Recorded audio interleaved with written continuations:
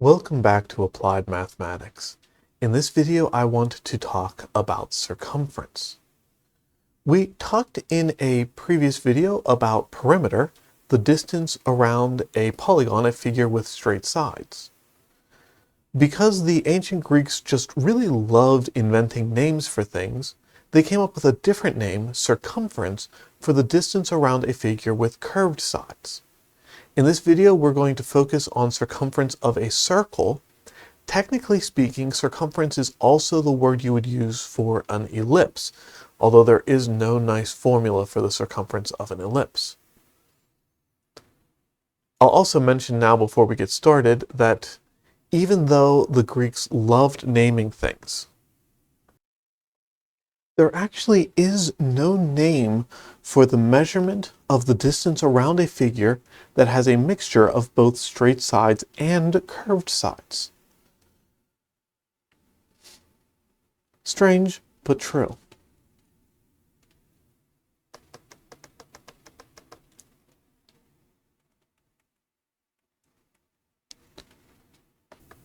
Anyway, in this video, we're focusing on circumference, and we're specifically focusing on the circumference of a circle.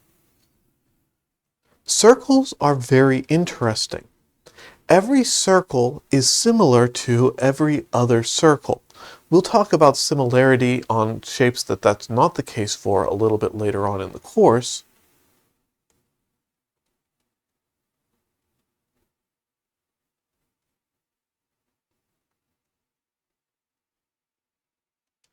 But what that comes down to mean is that circles are defined by one measurement.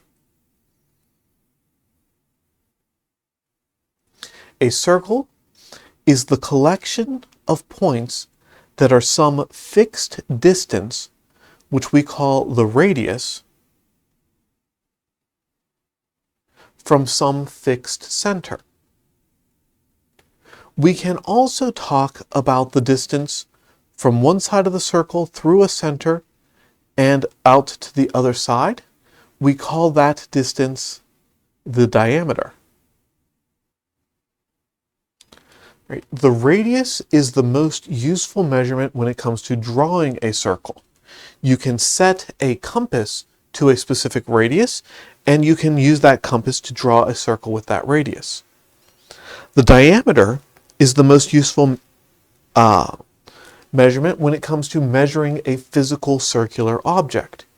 You can use something like calipers or a micrometer to measure a diameter. And because a diameter goes from the edge to the circle, from the edge of the circle to the center of the circle, that's the radius. And then from the center of the circle out to the other edge of the circle, that's the radius again. It must be the case that the diameter is 2 times the radius.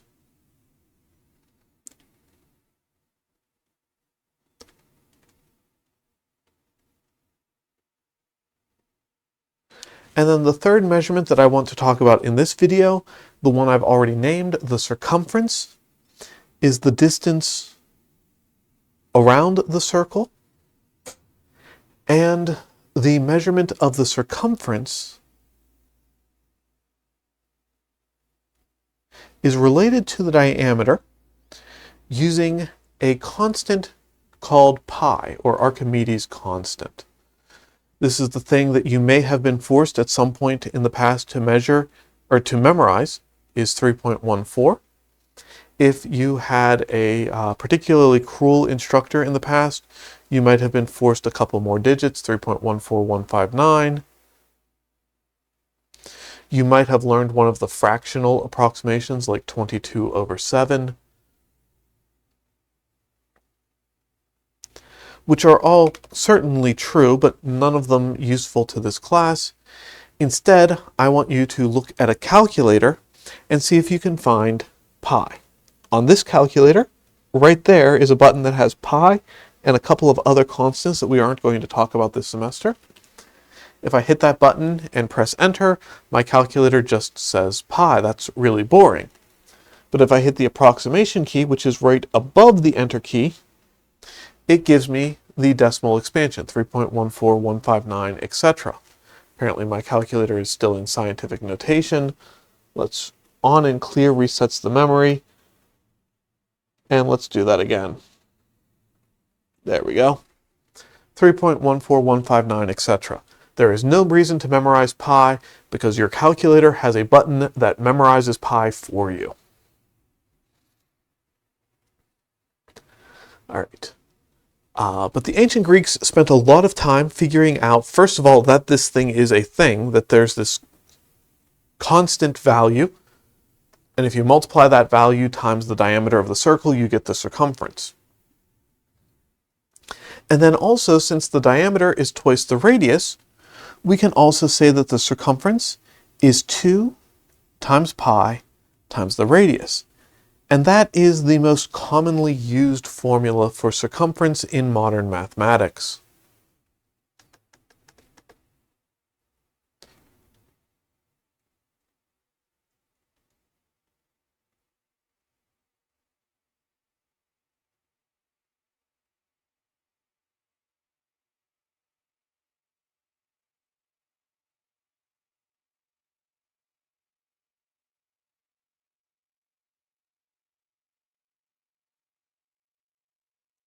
So for example, we might have instructions to calculate the circumference of a circle whose diameter is 1.65 inches.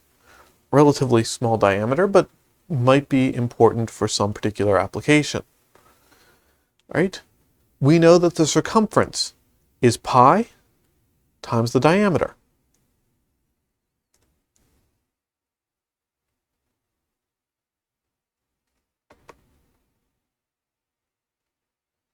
So it's going to be pi times 1.65 inches. And here's where I turn to my calculator.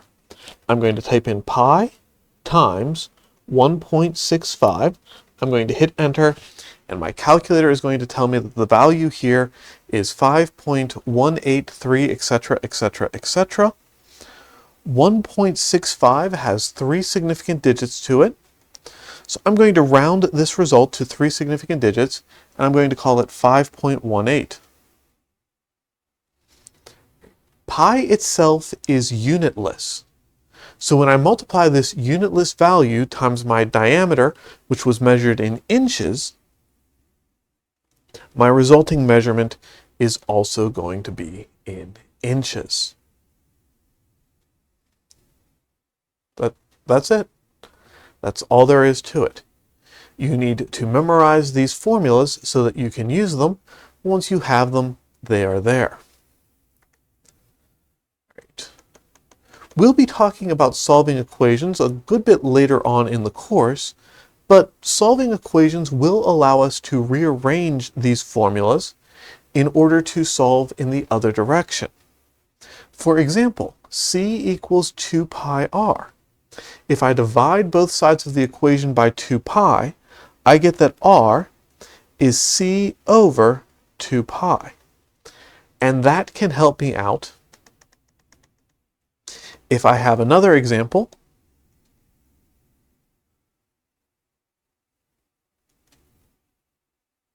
where we are asked to determine the radius of a circle whose circumference is 127 feet. Right. At first glance, this seems a little bit silly. And honestly, the immediate examples I can give you are kind of silly, but it's still something we can do, and there is some practical application. There's a nice property of circles that we'll get to a little bit later on in the course. We'll use it to our advantage a little bit more. But a circle has the largest ratio of enclosed area to boundary size. So for a given length of fencing, to get the largest enclosed space, you will arrange your fencing in a circle.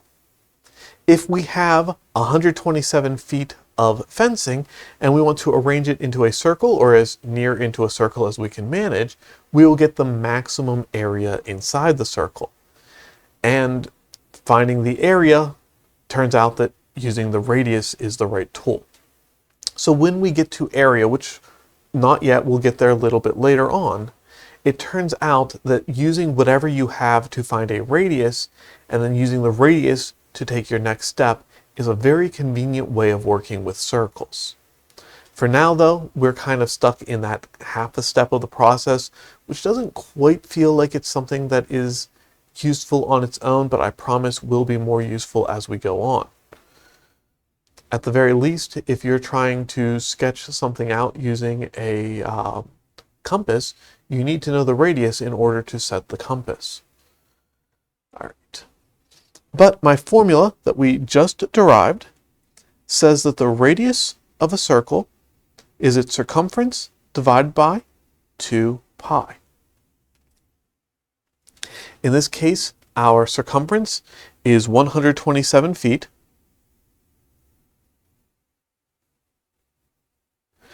And here's a place where you have to be a little bit careful.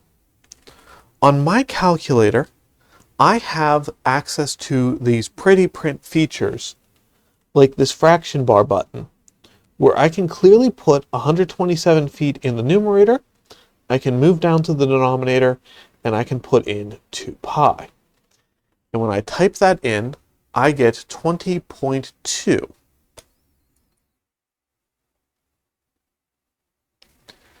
And my units there are going to be in feet. But I also want to show you real quick, if I use an older calculator, right? This is my personal favorite calculator, and I try to punch this in. 127 divided by 2 pi. On this calculator, I get 199 feet, which is very different from what I got before. But if you stop and look at it, that makes sense. According to the order of operations, I took 127, I divided by 2, and then I multiplied that result by pi, which is not what the problem tells me I want to do. So if you have an older calculator like this and you want to type something like this in, you need parentheses around the 2 pi in the denominator so that everything works out and you get the same result we got using the other calculator.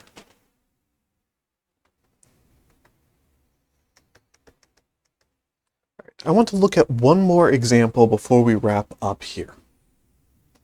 I want to consider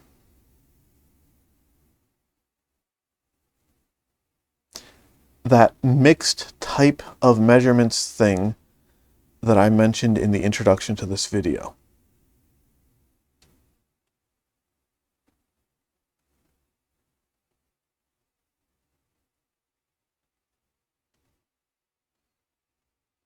Let's say that I have this profile that has a quarter round. That means that that corner, instead of having a nice straight edge, is a quarter of a circle.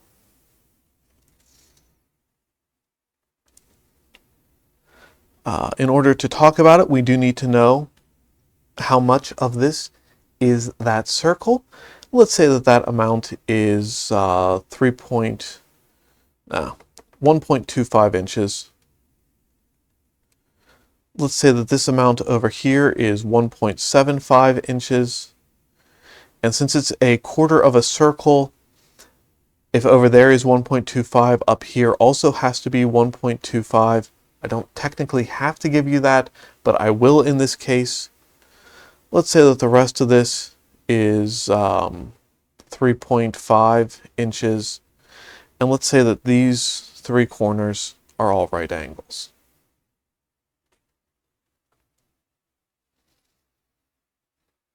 All right. I want to know the total distance around this figure, which is not perimeter and is not circumference because there is no word for it, because even though the ancient Greeks just loved naming everything, they never thought about this as being something worth naming. The first thing I'm going to do is use the same trick we talked about with a rectangle. If the total vertical distance over here, 1.25 and 1.75, all told, that's 3.00 inches. That has to be the same as the distance over here. Likewise, the total distance across up here has to be the same as the total distance across down here. In this case, that's 4.75 inches. And then the last thing I'm going to do is look at that circle. Well, because it is a quarter round, we know that that is 1/4 of a circle, which means that the radius is 1.25 inches. The circumference is, of course, 2 times pi times the radius,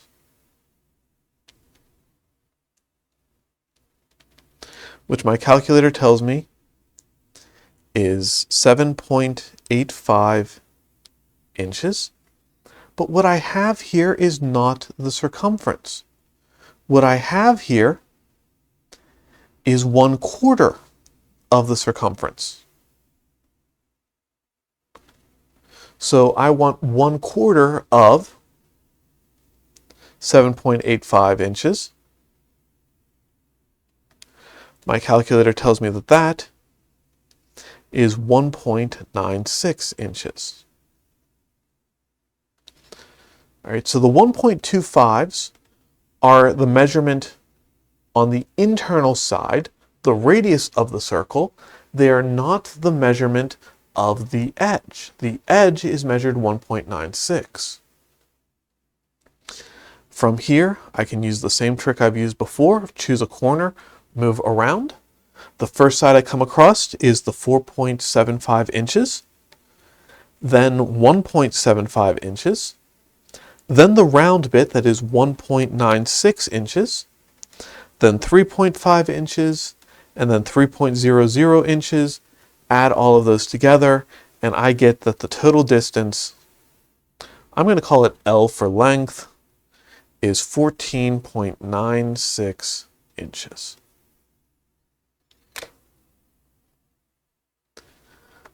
All right, I think that's a good example to wrap up on. As always, thank you for joining me. I'll see you next time.